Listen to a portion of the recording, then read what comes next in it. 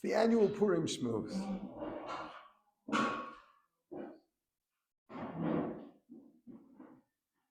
This year, it's as important as ever.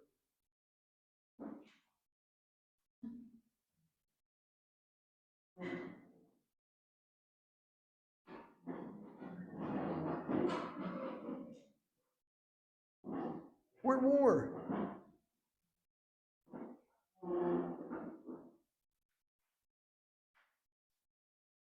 People are dying.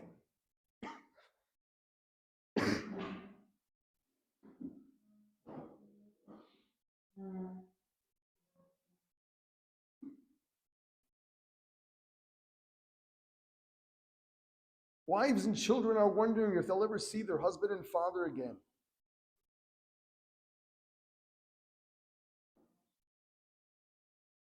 Hostages in Gaza.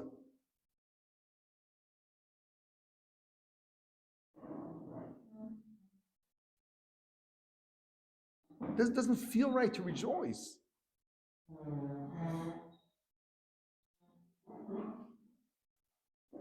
I don't just mean that it's insensitive. I mean, how do we feel?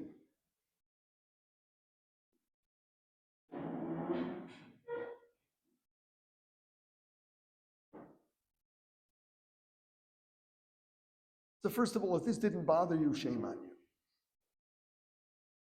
If you're just looking forward to having a great time, forgetting about what's going on. The Jewish approach is not just drink, forget about all your troubles.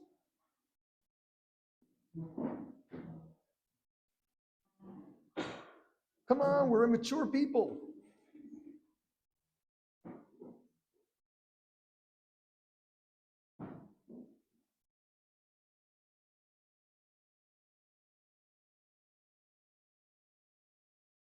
It should bother you.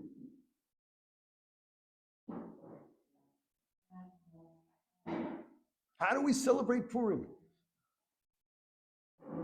When over a third of the country's children have not recovered from trauma.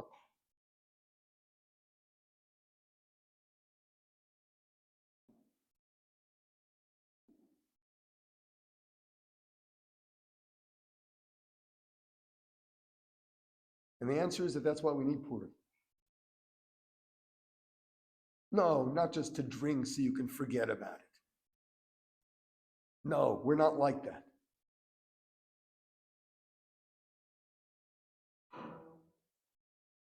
So, as always, we'll go through the story of Purim. Remember what it's about.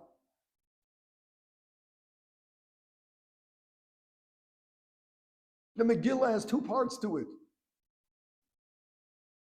The first part, the tragedies. The second part, the V'na'afolchu, everything turned upside down. It begins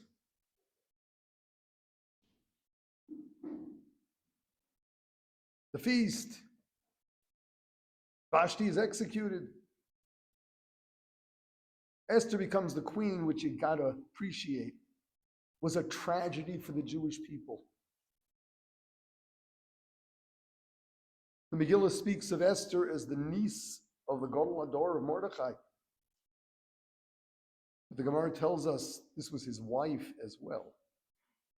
The wife of the Gadol Hador has just become the queen of Achashverosh, described in the Gemara as a grizzly bear. Among other things, he ate like a bear. A tragedy.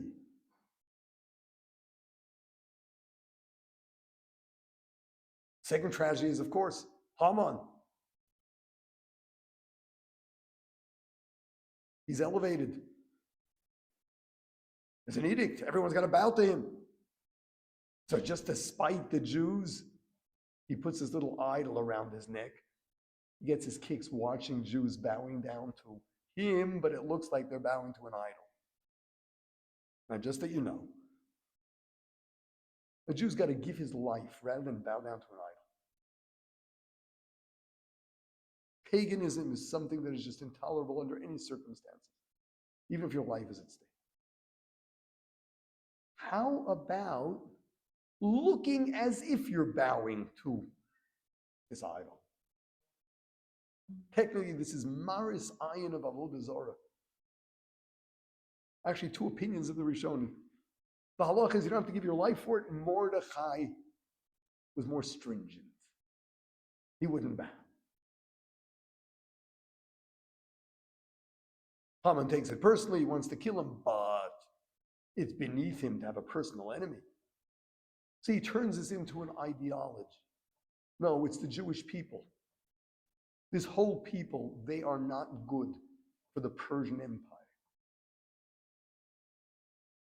So he tries paying off Achashverosh, who tells him he can keep the money. And there's a decree to annihilate all the Jews in the Persian Empire, which according to the Gemara meant all of the civilized world of that day, which means all the Jews were going to be killed. They donned sackcloth. They even eulogized themselves. Chiyu mispade. It was all over. The Jewish nation will no longer exist. And just to make matters a little worse, Haman couldn't wait until the day of the decree. He decided he's going to go string up Mordechai. He built this gallows 50 cubits high to hang Mordechai. The Gadol Ador is about to be hung. That's the first part of the Megillah. Tragedy. And then everything is upside down. Everything changes. Esther reveals that she's a Jew, that Haman wants to kill her people. Haman is strung up on the gallows he built for Mordechai.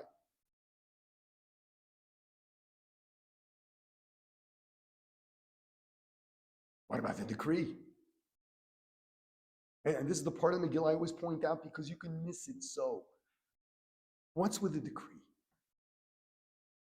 So Mordechai and Esther come before Achashverosh and they say, there's this decree to annihilate our country, our nations, our people.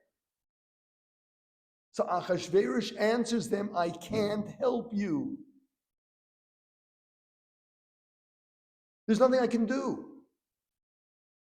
Because the rule is in Persia that a royal decree that has been sealed with the signet of the king can never be revoked. I can't help you. But listen, here's my signet. Write whatever you want and put my seal on it. So what'd they do? They made a new decree to kill all the anti-Semites. To kill all the anti-Semites. And no one can stop them. No one can stop the Jews. So by the time the other decree is going to take effect, there'll be no one left who's going to want to kill the Jews. Now, understand this. The gallows that Haman made for Mordechai were really for him. The decree to annihilate the Jews, what was its real purpose? Hashem had a plot here to get rid of all the anti-Semites in the Persian Empire. There was no way Achashverosh would ever agree to such a decree. He was an anti-Semite himself. It was because there was a decree to annihilate the Jews. And you can't revoke it. So they had to make another one that would be able to circumvent it. So it turns out, what was the real purpose of the decree to annihilate the Jews? To get rid of the anti-Semites. Everything's upside down. And then comes the Esther story. For that you have to look to the Medrash.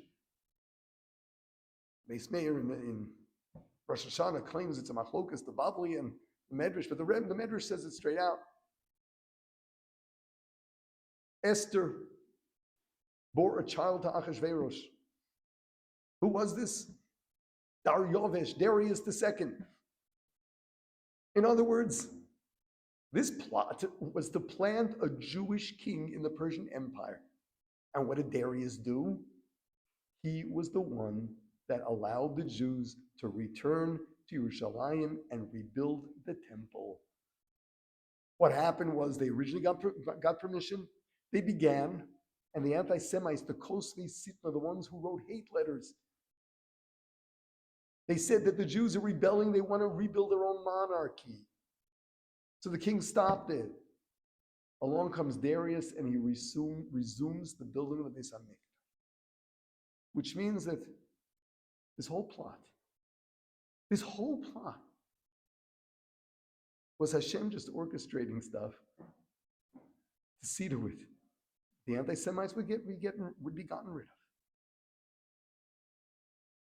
including Haman, of course, and there'd be a Jewish king in Persia, and that would warrant the rebuilding of the temple, the return to Yerushalayim. What's the story of Purim? What's the story of Purim? The moral of the story is we don't know anything. We cry, we lament, we fear. Listen, we're mature human beings, we've got to. But in truth, Hashem's always got something up his sleeve. He only loves us. The worst of situations really is for us. Sometimes we understand it, sometimes we don't.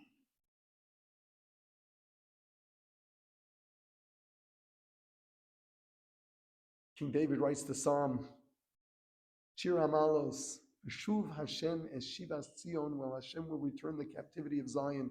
Hayinu kicholmim, we will be as if we were in a dream. We're going to look back at all of Jewish history, and we're going to say this was a nightmare, it wasn't for real. Oz yimalei schok pinu. Our mouths will be filled with laughter. What does schok mean? Schok means laughing at the ridiculous. You know, we've got a lot of questions. Jewish history leaves us with a lot of questions. There is so much we can't possibly understand. The Crusades, the Inquisitions, the Holocaust. And I guess in our day, Simchas Torah. We've got lots of questions.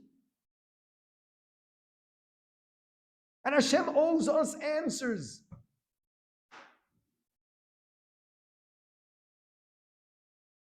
You know, at the end of days, we're going to be killing ourselves laughing. Because everything will become obvious.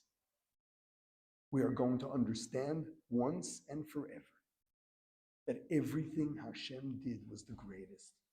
And it was all for us. I mean, today, you can't talk that way. You can't talk that way. It's an insult to our own intelligence. Go celebrate the Holocaust? You out of your mind? We can't. But Purim reminds us that this is fact. This is fact. One day, we'll be killing ourselves laughing.